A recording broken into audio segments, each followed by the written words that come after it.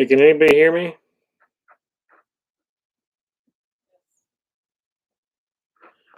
Can you hear me?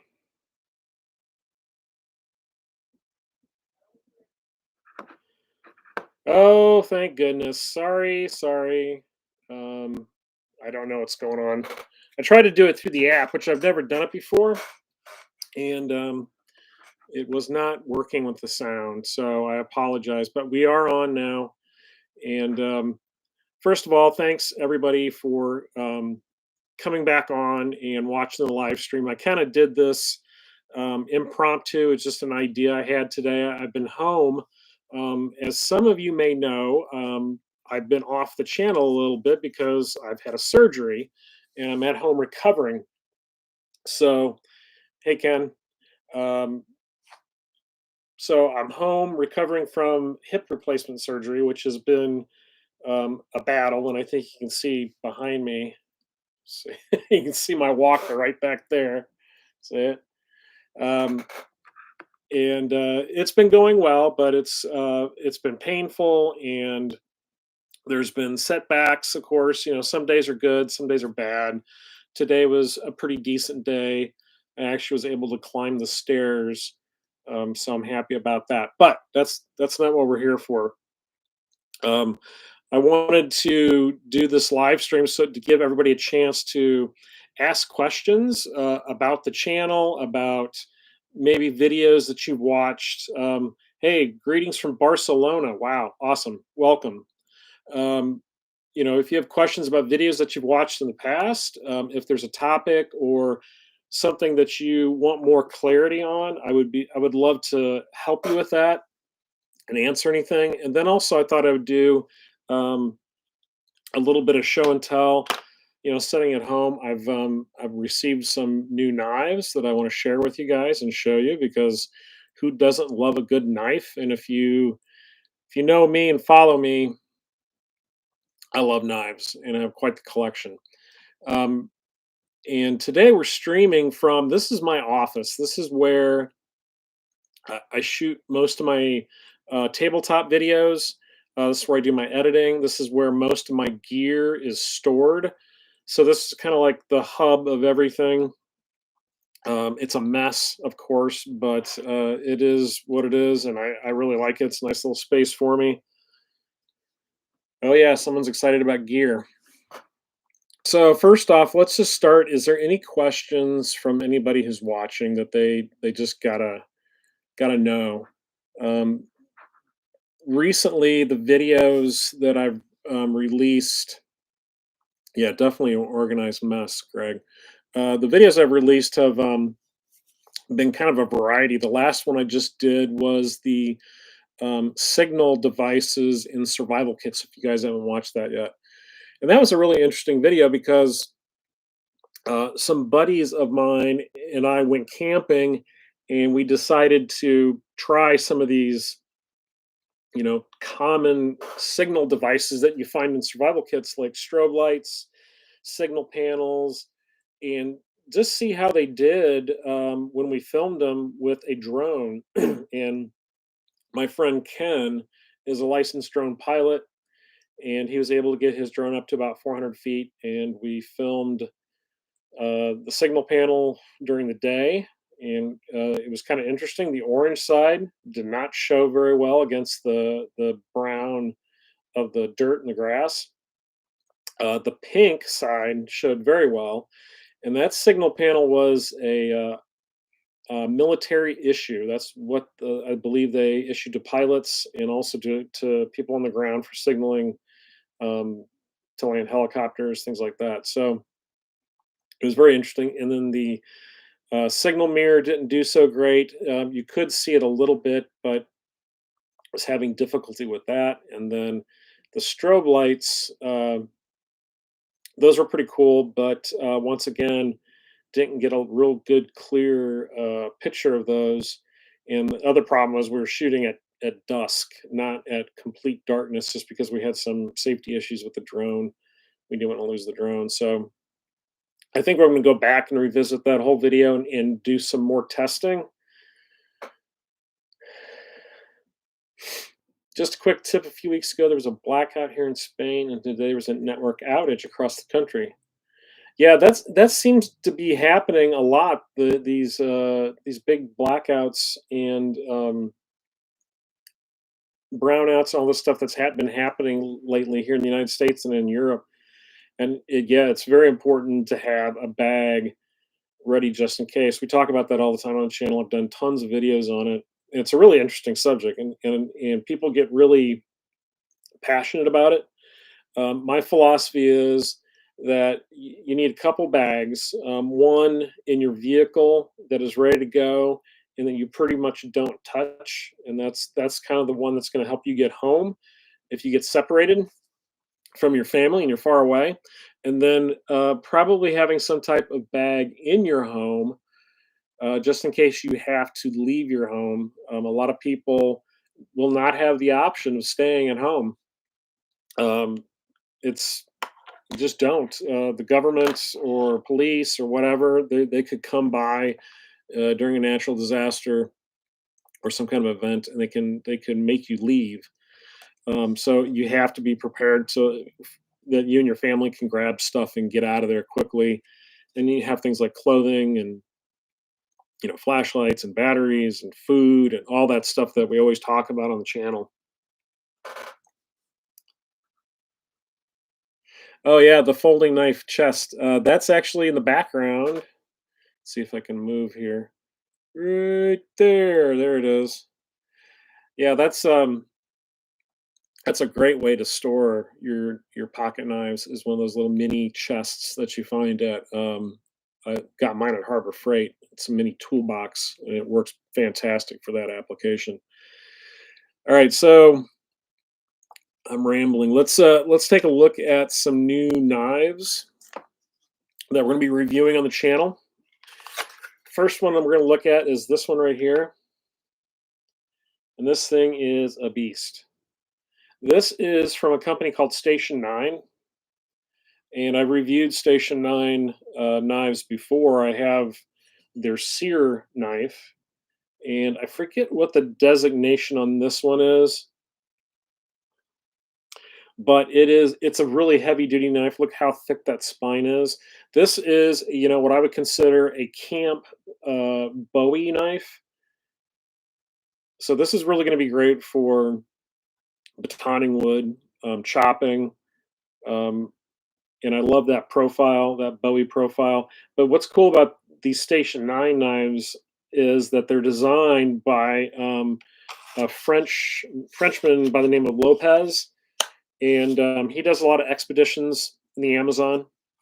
So he tests all his stuff, and then he has this company called Station 9, which is like his budget friendly part of the knife company, and they manufacture the knives in China, um, but they're sold in the United States, and they're designed, of course, by Lopez, who's French. So it's kind of an interesting setup, but the knives are very high quality. I haven't seen any issues with it. And I know a lot of my buddies have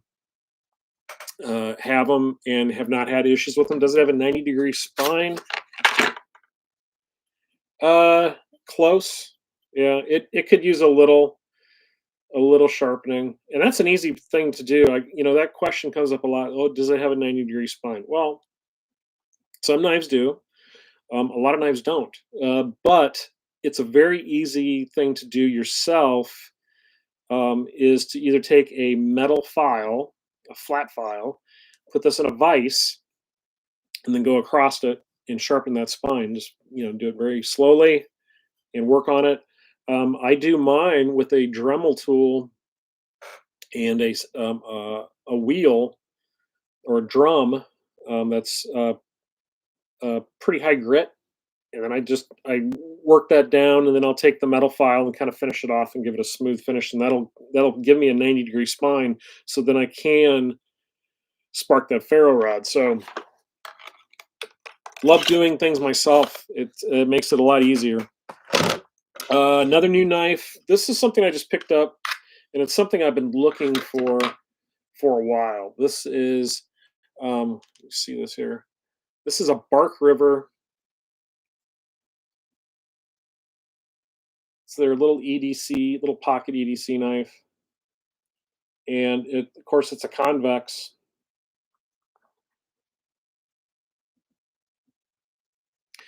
Could I make a video on tsunami survival kit in the future? Well, I can. I don't know if I'm the right person to do that because I'm landlocked. I live in the middle of the United States in the Midwest. I really don't have much experience with the oceans or coasts, except for visiting them on vacations. But we'll certainly talk about something like that because, and I could do some research on it, but no guarantees. So anyway, this a little Bark River. It's a convex grind knife. It is very sharp, but it's a very lightweight, handy little blade. And you don't see I don't see this knife a lot available. So it came up for sale on a group that I belong to, and I had to pick it up because I've been looking at one for a very long time. Greetings from the Arctic, Kevin, Dad. Holy cow, the Arctic. What's the weather like up there? I have no clue.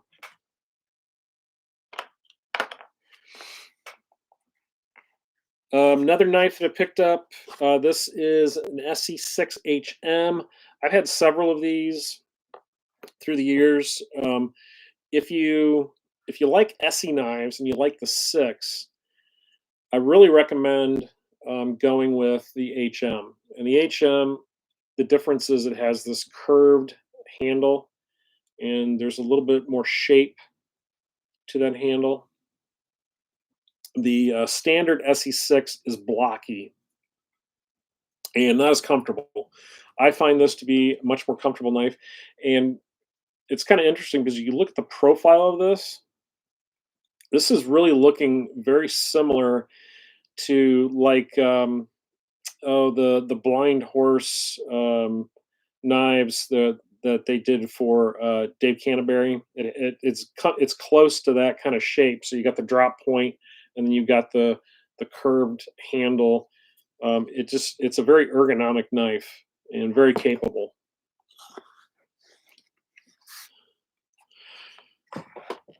5 degrees Celsius. Yikes. Okay. I'm not sure exactly what that is, but so I'm a Fahrenheit guy, but yeah, that sounds cold. Um, Another knife that I have some experience with, and this is probably hard to see in the dark. This is the Gerber Strong Arm, and I know a lot of people love this knife. It is a beast. Now, if you have issues with Gerber because they make a lot of their stuff offshore, I understand that. This knife is not made in China. This is made in Portland. So it is a U.S. made Gerber knife. I would consider this probably one of the better off the shelf combat survival knives out there. Full tang, textured rubber grip, really fits your hand perfectly.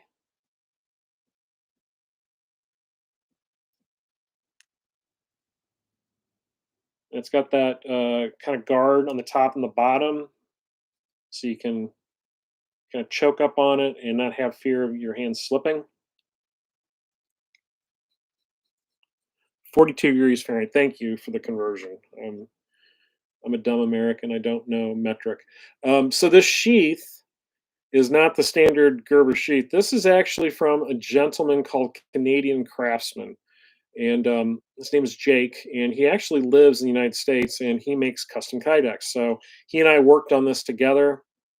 I told him what my vision was, and he came up with this. So we got the black kydex with the orange topo um, decoration on it, and then the interior of that is bright orange.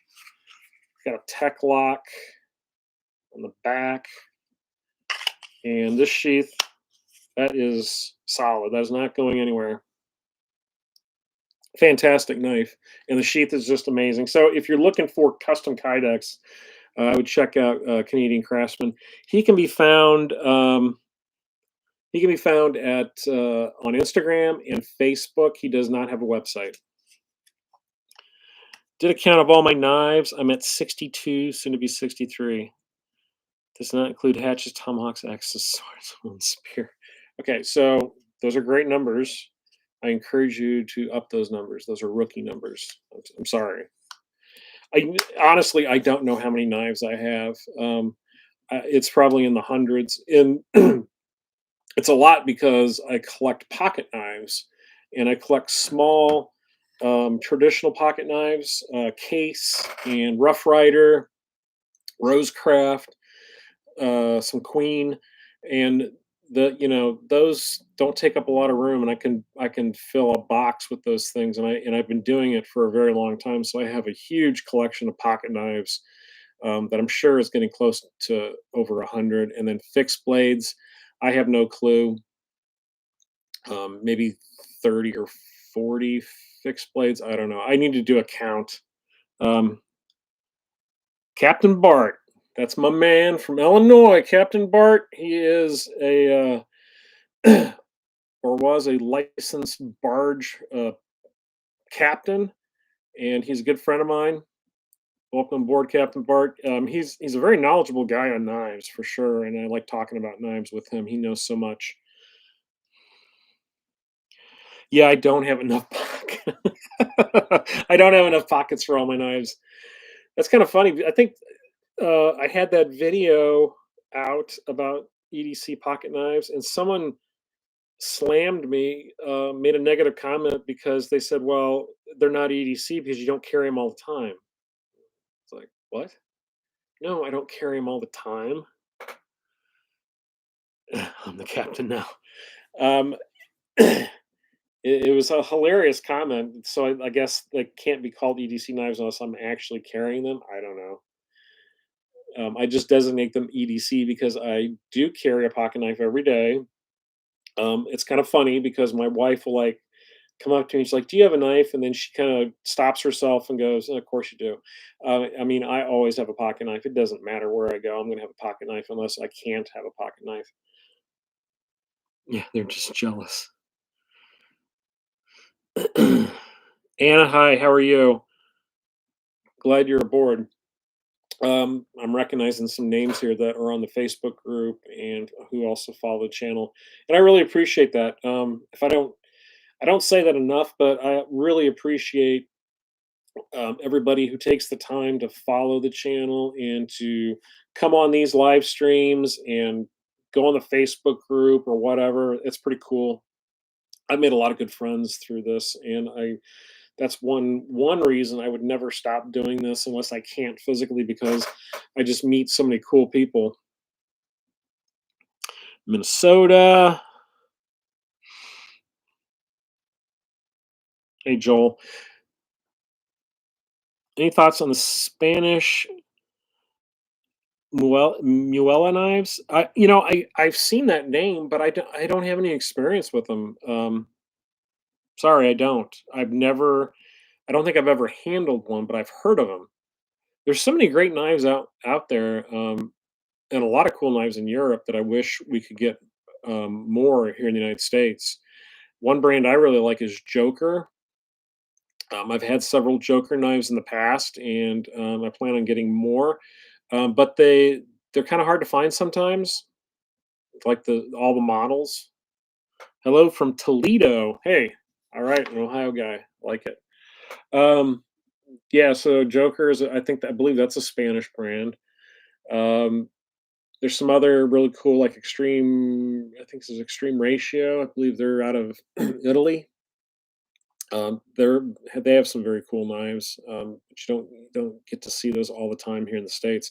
I actually had the opportunity to go to Blade Show last year. I don't know if you guys remember that or not, and that was an eye opener. Just a huge convention hall filled with knife dealers and knife companies and knife nerds, and it was overwhelming. Overwhelming. Thoughts on the traditional Buck 110? The traditional Buck 110 is I think, a pocket knife that um, every knife nut should have in their collection. It is an American classic. It's a beautiful knife. It's very well made. It's very capable. I've seen a lot of animals skinned and taken care of in the field with a buck 110 growing up. A lot of guys carried them, cleaned a lot of deer and pheasant and rabbit with them. Seen that and used them myself, and it's a fantastic field knife, hunting knife, just all around an American classic. Yeah, it's your daily carry. Yeah, I don't have any issue with that, man. That's a cool knife, and it comes with a really. It used to come with a really decent leather sheath. I don't know if it does anymore. I think they're nylon now. Yeah. Hey, Jim, welcome. Yeah, the Buck 110 is it's fantastic. How can you go wrong with that knife? It's just it's an icon. There's so many knives like that. The Buck 110. Uh, the Moras, I think are iconic.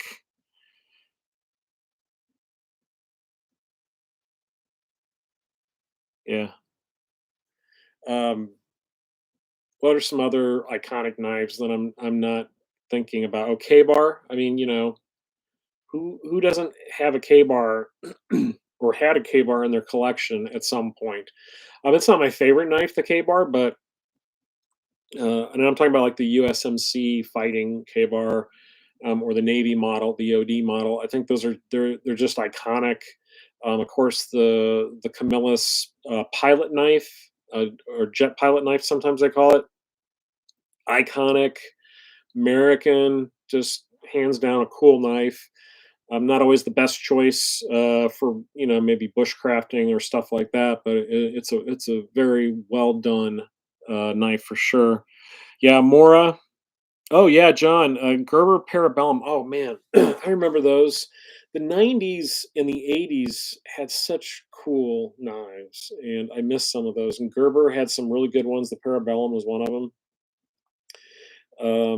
I remember going to sporting goods stores like in the '80s, and there was just some very cool Gerber pocket knives you could buy. The LST was one of my first Gerbers, and I love the LST. It was a fantastic pocket knife, and I think one of my sons ended up stealing it from me, and I never got it back, which is sad. Gerber boot knife, yeah, I remember those, Jim. I There's an interesting story about a Gerber boot knife. Um, a buddy of mine was getting ready to go into basic training, and he and I went on a road trip, and we went down to Texas to goof around and visit some family, and we stopped in a mall, and I believe it was a Sharper Image, and he bought a Gerber Mark II, new in the box from Sharper Image. It was camo. It was the camo model that had the camo handle and the camo sheath because he bought that knife and he wanted to have that when he went in the army. And I remember when he bought that, it was pretty expensive for the '80s. It was like 110 bucks or 150 or something like that. Um, but it was so cool. It was such a fantastic knife. I love that. Imitation Rambo knife are definitely in your knife DNA. Yeah, they are. Kevin and Kristen here from the Arctic. Hey guys, how are you? Nice. Nice you're here. Awesome. Oh, okay. Yeah, the Kevin, okay, right, the Kevin Dad account. Gotcha. Yeah. Yeah, the Rambo knives.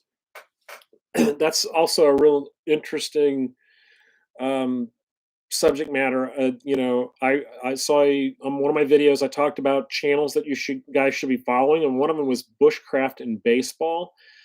You need to look up his YouTube channel because that gentleman has the world's best collection of survival knives I've ever seen, and he has a lot of the vintage '80s, Gerber, Buck, Parker, Lyle, who actually designed the original hollow handle Rambo survival knife.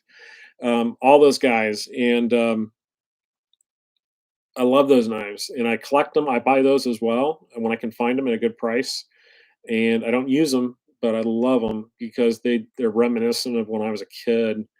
You go into a sporting goods store or a bait shop, and there would be like a hollow handle knife in a box on a shelf, and you could pick them up, and they were cool.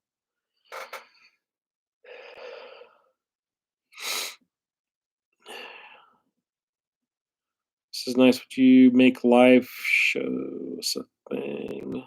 I'm not sure what you mean, guys, but yeah, I mean, if there's something you want to see, let me know because we can do more. I haven't done these lives very much, but since I'm stuck at home, I thought I would do one. I'd be happy to do more of these. And if there's like certain things you want to look at, I can pull that stuff, you know, from my shelves, and we can go through it and talk about it. Um, because I know people love to look at this stuff up close and hear me talk about it and give my thoughts about it. Central Ohio. How about yes, we could a live stream from Central Ohio. Yeah, that's so the Bushcraft meet that is in Central Ohio is in October. Um, I will be there. Probably just setting up maybe a table, maybe I don't know, or not, just maybe hanging out. That's a cool event. Edgewalker Fieldcraft, good friend of mine, another buddy who hangs out at the Bushcraft meets. Yeah, live Panzer sighting. Yeah, that's Panzer's a nickname or username that I have on Bushcraft USA. So all the Bushcraft USA guys out there, hello. Love your content, dude. I know I'm late to the show, but what is your favorite discontinued chopper? Discontinued, like the knife that's no longer made? I don't know. There's discontinued. It, in the knife world, discontinued doesn't mean a lot to me because there's the secondary market, so you can always go out and find stuff. I find knives all the time at flea markets and pawn shops and online. People selling stuff. So discontinued, I don't pay attention to that as much. So I'm not sure how to answer that. But favorite chopping knives. Some of them, the bigger ones that I picked up recently are the Condor. Hello from Kansas. Hey, Lewis. Yeah, Condor knives make some fantastic big choppers like the Moonshiner and that I can't remember all the names, but I had a chance to meet Joe Flowers, who designs a lot of knives for Condor, and they're larger chopping blades. He has a very good expertise in larger knives and machetes just because of the work he does because he goes to the Amazon all the time and does expeditions, so he sees these indigenous people and how they use larger knives, and then he takes that experience and he applies it and comes up with some very um, practical designs for Condor. So I would always start with Condor for large chopping knives and machetes and things like that.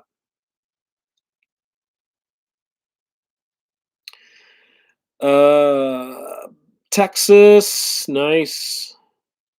Glad you're here, Nick, Lewis, Anna Marie Black. Have you ever designed your own knife and had it made? Oh man, that's such a great question.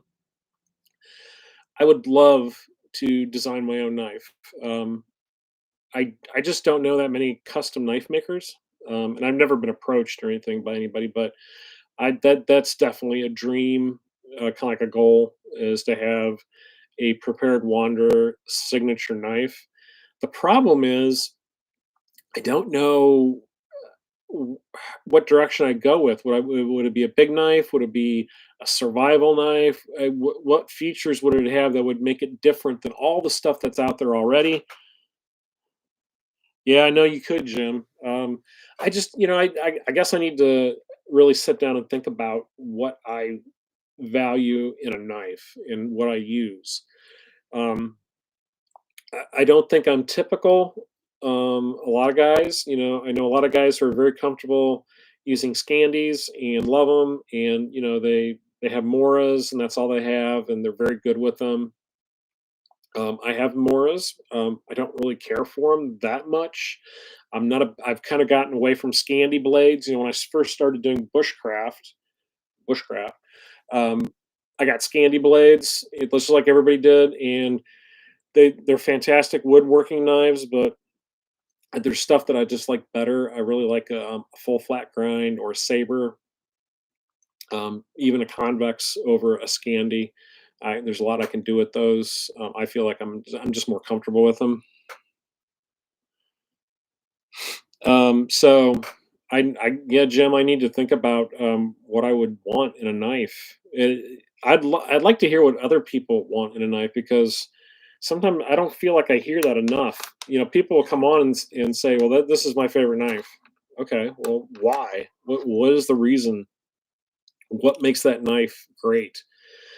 Um, there's so many different profiles and grinds and handle materials and steels and lengths that there's just these endless combinations that you can come up with.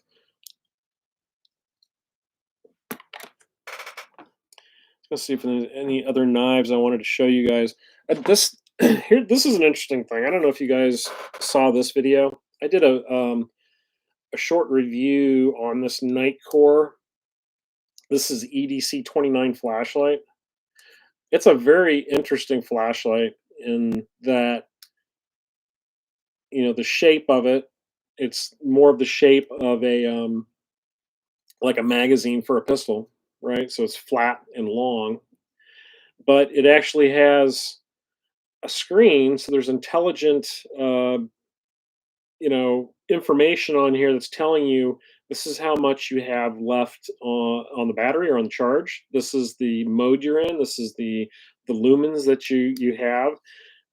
It's a very heavy duty flashlight, and night course kind of new to me. I've never used night course stuff, and recently I've got one of their flashlights. I got a couple of their headlamps, and I've been very impressed. I think I've always used Petzl headlamps, and also what's some of the other brands. There's another brand that's escaped me right now, but Petzl was always a big one when I was in search and rescue. We always used Petzl headlamps, and they were just reliable. But so I'm trying out Nightcore. That's good stuff.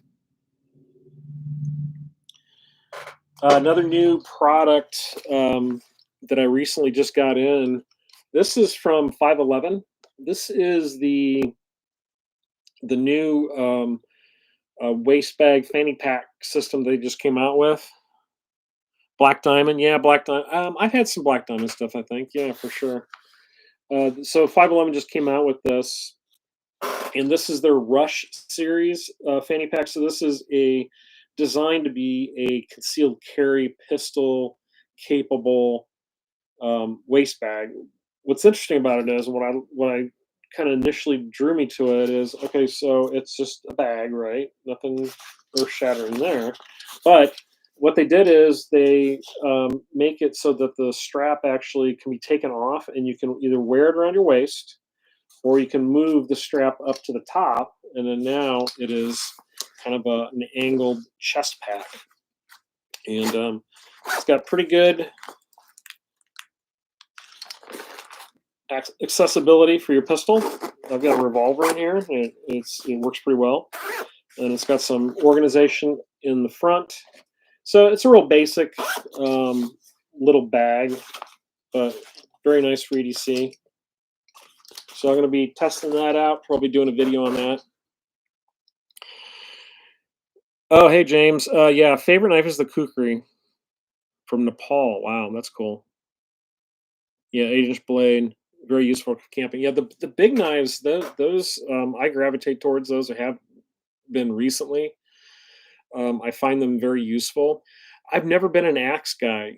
Some people are really into axes and they're very good with them. They're skilled. I know some guys who actually cut trees for a living, real lumberjack type people. So they use axes and mauls and all that stuff all the time. Um, hey, Killinger, now there is an axe guy. Killinger is in the house. He has a channel here on YouTube. He has a wealth of knowledge on axes and hatchets and uh, restoration projects with them. Also chainsaws. He's a homesteader, so he's always out cutting wood for his family. It's pretty cool. He's got a great channel. Check it out. But yeah, so I've never been a big axe guy.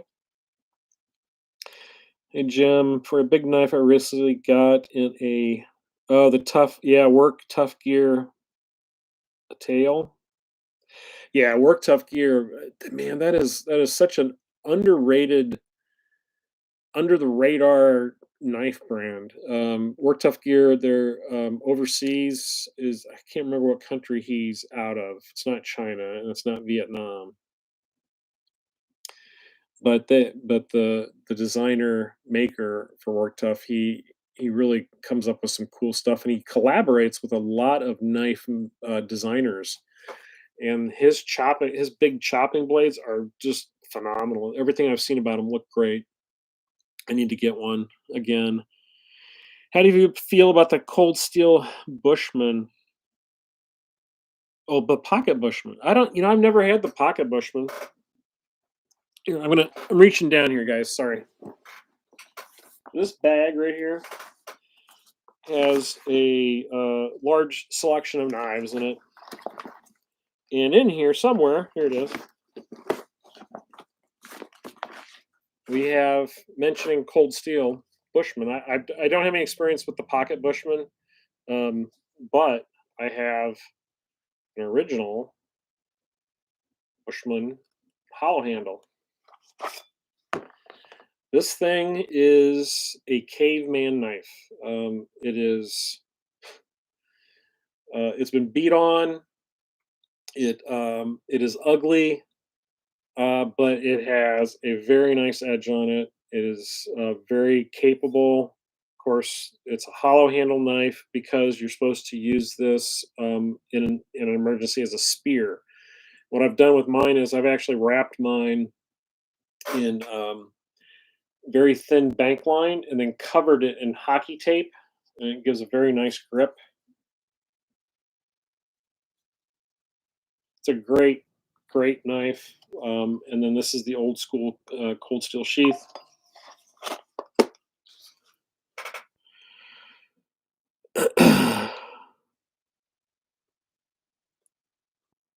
Yeah, kukris are very good at splitting wood, processing food, meat. I've had a couple kukris, but I don't think I've really given them much of a chance. I think I had a Condor MTAC kukri, which is like their smaller one. There's a couple. There's a custom knife maker on Instagram. Canoe, I think is the name he goes by. But anyway, he makes kukris that look amazing, and I need to get one from him at some point because they're pretty awesome.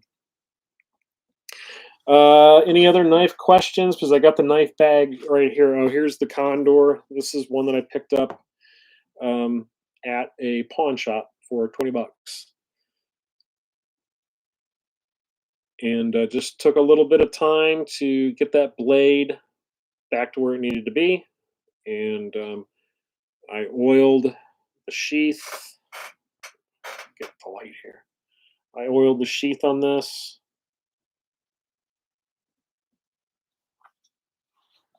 And this is a fantastic big blade. And of course we have the most controversial knife ever made.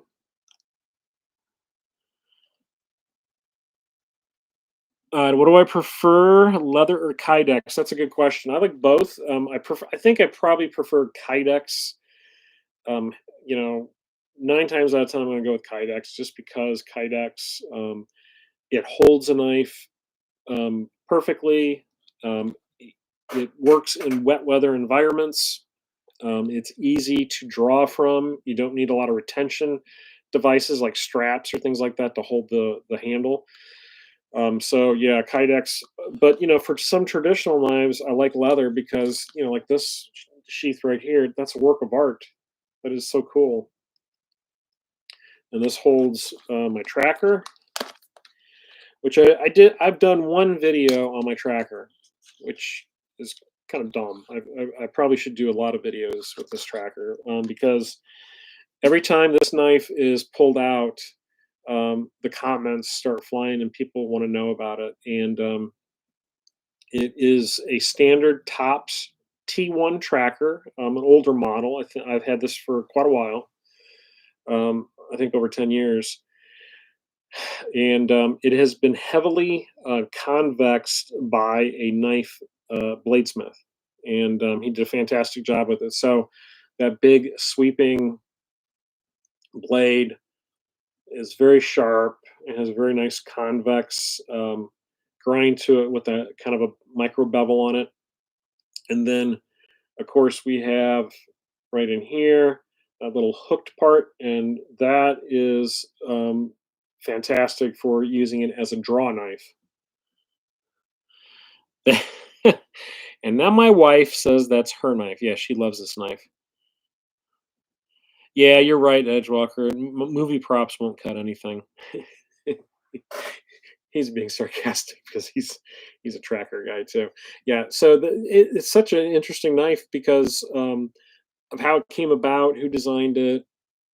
A lot of controversy on who the original designer is, who the maker is.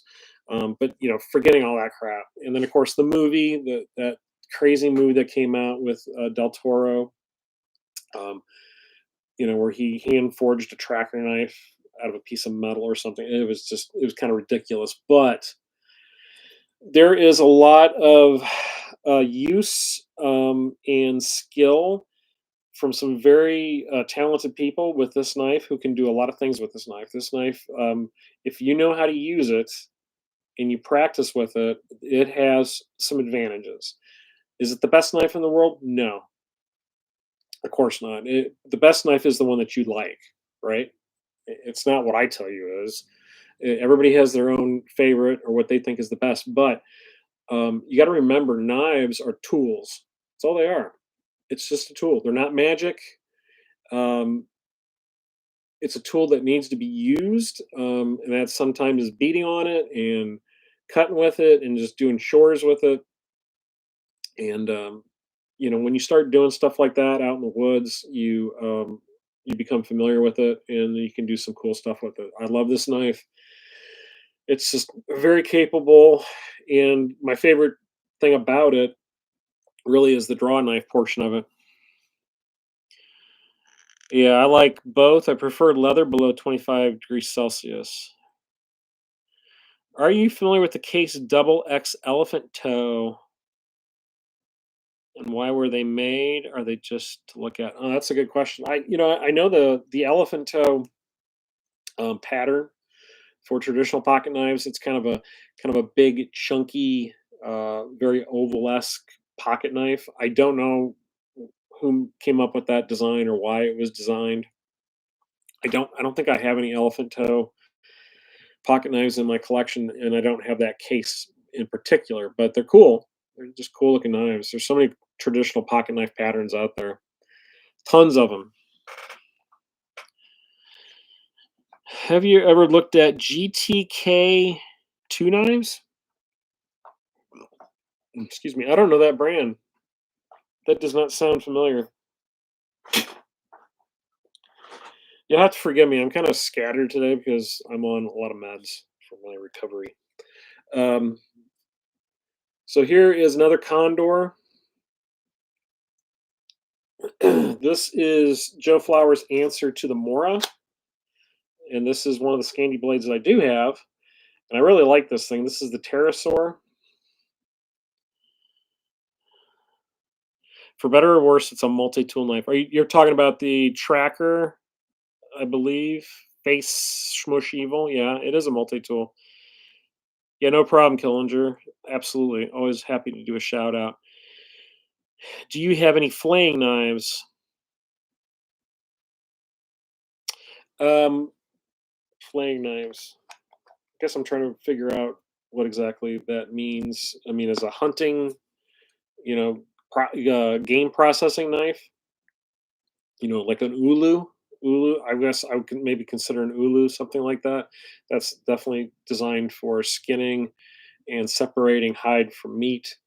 I don't have any ulus, never messed with them. The tracker comes close to an ulu, but not exactly. Yeah, so the back to the tracker, the comment is better or worse. It's a multi-tool knife, and it is a multi-tool knife. Very misunderstood multi-tool knife. There's things about it that people assume. One thing is those saw teeth. People always say, "Oh, that's such a stupid saw because it's so thick. It's not going to cut anything." Well, you're right because it's not a saw. It never was designed to be an actual saw. It was designed to notch, and if you use it for a notching tool, when you're you know doing your bushcraft, you're going to make notches, very clean notches in wood, and that sawback on the tracker and similar sawbacks makes a fantastic notch, very clean cut. Um, but for cutting, processing wood, it's not, it's horrible. It's not what it's designed for. I'm just going to go through some knives. So here's a knife brand that I always recommend to people who are starting out. This is BPS knives, and I know people love these. Anytime that I show a BPS knife or talk about BPS knives, um, people always have a lot of positive things to say about them. Now, this is a knife company out of Ukraine. I don't know how they're still producing knives with what's going on over there, but that's a whole different story. But they make very affordable, clean, um, simple design knives, with decent leather sheaths. And like this one, I forget what the designation on this one is, uh, but it's very similar to a smaller Mora. But it's just a fantastic little camp knife. Processing food, whittling, and very affordable. These things are inexpensive. You get them on Amazon all day long. Great little knives. I have the BPS Savage. Hey James, how are you? And is one of my favorites. It's excellent knife for food prep, and yes, the leather sheath is top notch. Yeah, the sheaths are amazing. The first, I think this was the first BPS knife I ever got, and I was really blown away by how nice that sheath is. That's a quality sheath. And I don't know. I think this thing is like, it's $30 maybe, right? Not much. Um, what else we got in the bag of knives? Oh yeah, so this is one I just did a review on, and I didn't get a lot of views on that video or feedback, which is fine. But this is a knife uh, by Odin Wolf, and Odin Wolf's, it's another one of these kind of odd companies that, it's a German company, I believe. They design in Germany. They have their knives made in China, I believe. D2 steel. That's the standard Chinesium knife steel, right? D2. Um, but every one of these knives that I've gotten from Odin Wolf, I've enjoyed, and I really like this one. And the reasons I like it, primarily, is the profile of that blade. To me, it's a very uh,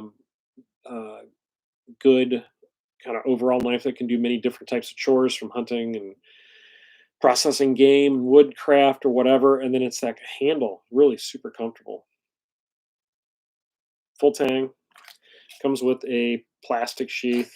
I've attached my multi-tool to the front of it, right? Just to make it more of a combo. How long are we on this feed? Because I feel like, we're okay. We're almost on an hour, right? I'm gonna cut this off at 8:30, just because, for time's sake. I would love to talk to you guys all night long, but like I said, I'm in recovery for my surgery, and I'm on meds, and I'm getting tired, and I need my rest. Of course, the Mora. Here's another classic knife. If I was to recommend one Mora out of all of them, and I know everybody has their favorite, I love the Mora Companion. Um, to me, it is one of the better, um, more ergonomic and economical knives that they make. It's just a do-it-all knife, and then You know, their sheaths are okay. They're a little clunky, but if you can find some really good aftermarket kydex, like on eBay, and this one I have set up as a neck knife, and it does really well that in that regard. So something you can have on you at all times, especially in the wintertime when you're wearing heavy layers and coats. Having a neck knife is fantastic.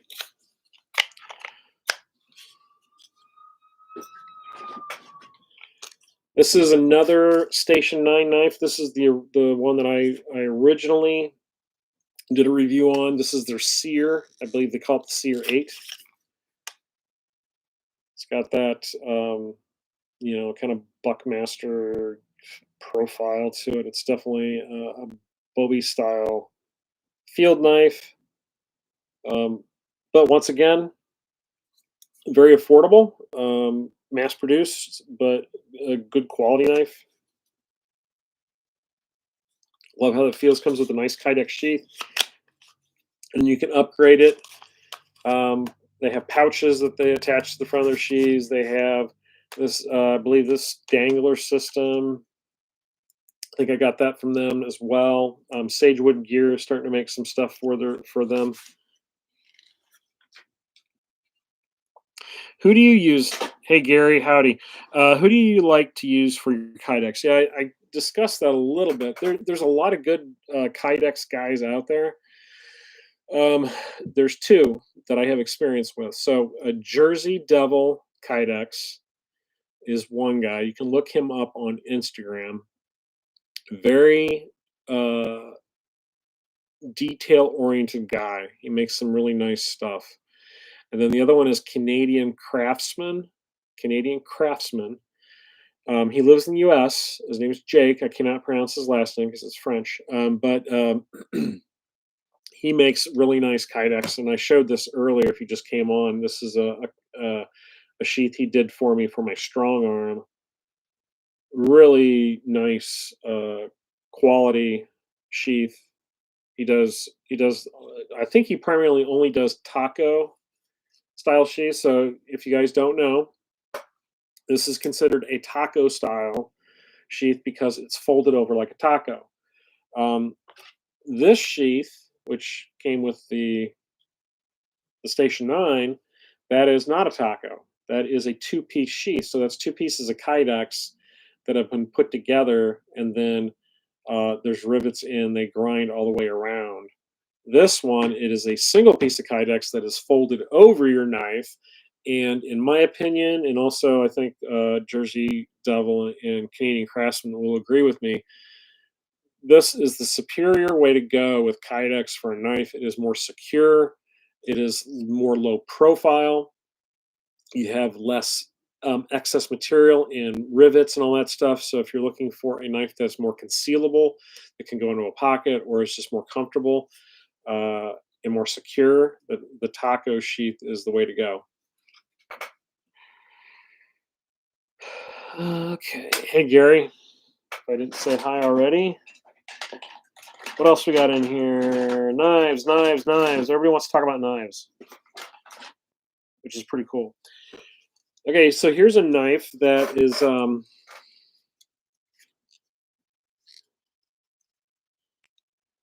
oh yeah, no problem, Edwin. So here's a knife that gets a lot of attention as well. People love to talk about this knife, and we're coming close to the close of this live stream. This is the Cold Steel SRK. This is the larger model. Now you'll notice this one doesn't have a lot of use, so you'll have to cut me some slack on that one. I have not really played with this much, but I do know that a lot of people love the SRK as an overall combat style survival knife. It's full tang, it's over molded handle, SK5 steel, made in Taiwan. Cold Steel, of course, just has great designs. Comes with a really decent kydex sheath. I've upgraded mine with a leather dangler and retaining strap that I got off of eBay. Just go on eBay and search, SRK sheath, and you'll come up with that. I prefer the sandwich two-piece style kydex. Oh, really?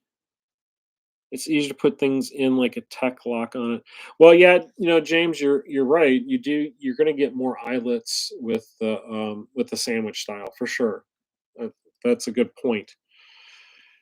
Have you played with Bark River or White River? Yeah, Jim. I showed this, Jim, earlier. I don't know if you were on. I just picked up this Bark River EDC, little convex pocket goblin. Look at that thing. Isn't that cool?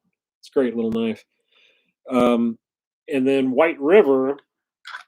I've only had one White River, and I think it was the Firecraft, which was a cool knife. I really liked the profile, but I didn't like the handle. The handle was very uncomfortable because it had that kind of skinny handle, and then it had that ring on the end of it.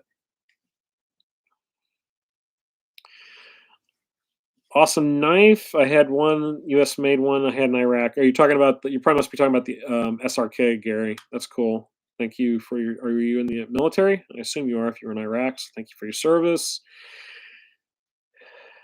What do you use for knife sharpening? Oh yeah,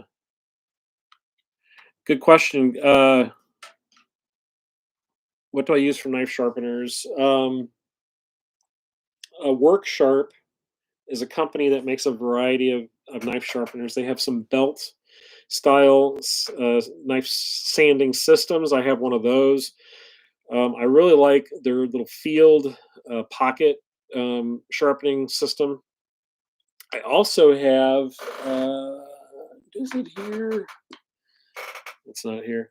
I have a Spyderco. I think it's the Triglide or something like that. It's the ceramic sticks that go in the plastic base, and then you draw the knife through against the ceramic. I love ceramic for sharpening knives. Ceramic does a fantastic job of touching up a blade. Um, if it's if it's an already sharp knife, and you go with that white ceramic like a rod, you can really get a nice razor sharp edge on a knife. And then, of course, if you need to be more aggressive, then you need to go to diamonds, diamond stones, things like that, whetstones. I'm not much of a whetstone guy. I just don't have. I don't think I have the experience. I would like to learn more about it, but it's not something I've done a lot with.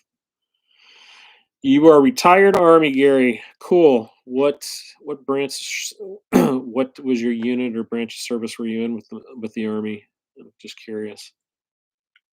Oh yeah, so does the yeah, that's true. The edge of a car window, and of course the same thing goes with the edge of a coffee cup, like the bottom of a coffee mug, ceramic mug, can be utilized to sharpen a knife. Another little trick that I was taught by a friend of mine, engineer. I have a good friend of mine who's an engineer, or was. So a neat little trick for sharpening knives in the field. Okay, we have our palm of our hand. Our hand is covered in skin. Skin is basically leather. So if you have a knife and you want to strop it and put a final edge on it,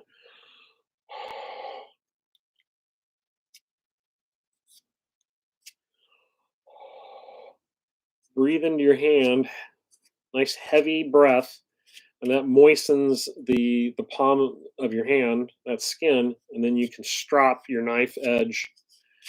Um, it does a pretty decent job. So sometimes if you're just field sharpening a knife real quick, and then you can pull that out, and then do the little palm of the hand. Jeans work well for stropping as well. You can use your jeans, like the leg of your jeans, and strop a knife that way. The Ken Onion Deluxe work. Yeah, I've looked at those. I really want one. Yeah, you can select the angle, have a good selection of belts, including one for polishing the edge. Yeah, Gary, that is a pterosaur. I showed that a little bit earlier. Something I picked up this summer when I met Joe Flowers and talked to him about this knife and this design. If you're going to go with a Scandi field knife, I think pterosaur is fantastic. It's a really cool knife. And of course, it's Condor. It's 1095 high carbon steel. Can't beat that. Love 1095. Yeah, the Ken. Yeah, right, Bart. The Ken Onion is super cool. All right, guys, it has been an hour. I hate to say goodbye, but I think I need to. You have a Condor bush lore? Yeah, bush lures are great. That's a great basic bushcraft knife for people. So I'm gonna sign off for now. I think we will try to do one of these again, maybe later this week or next. Thanks, Bart. I'm working on recovery. Like I said before, there's good days, there's bad days, but I am getting more mobile. And then once that new titanium hip is all healed up, I definitely plan to get back out in the field and shoot more videos. Hey, thanks, Jim. It was fun. I'm glad you joined, brother. I appreciate it. I always appreciate your knowledge. If you guys don't know, Jim Cobb is joining us. He is an author. Jim writes a lot of really cool books about preparedness and prepping. He is also an editor. He's done a lot of different magazines that you guys are probably familiar with. So check out Jim on social media. Uh, Subscribe to his Substack and his newsletter. Go on Amazon, find his books. He's a wealth of knowledge for sure. Thanks, James. See you. Thank you for subscribing. Thanks, Gary, for watching my videos. Thank you, Captain Bart. Thank you, everybody, for watching. I appreciate you all. And as always, thanks for watching The Prepared Wanderer, and we will see you next time. God bless. Have a great night, and hope to see you soon.